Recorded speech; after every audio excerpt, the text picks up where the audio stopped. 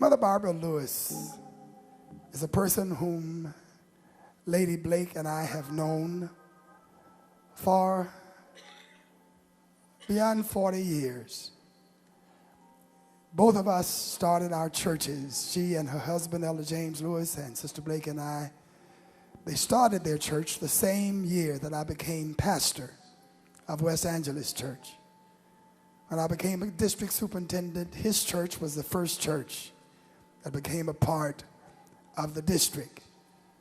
Our relationship has continued over the years. Been able to see Mother Barbara Lewis develop in ministry, develop in leadership. I've been able to observe her as she stood beside state supervisors who preceded her in the first jurisdiction, Southern California.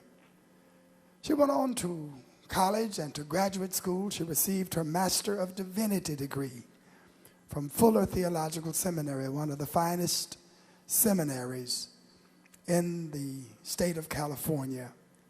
She stood solidly beside her husband as they built a church from literally nothing to one of the largest and most dynamic churches in the city of Los Angeles.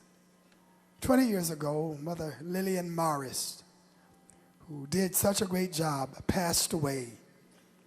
And I very systematically and thoroughly observed and interviewed and talked to 3 or 4 candidates who wished to occupy the position of state supervisor. Mother Barbara Lewis was the youngest of all of them. As a matter of fact, Mother McLaughlin said, "Bishop, she's too young, she's too young." But I just prevailed with Mother McLaughlin and said, "Mother, this is the one that the Lord leads me to select. This is the one that I desire."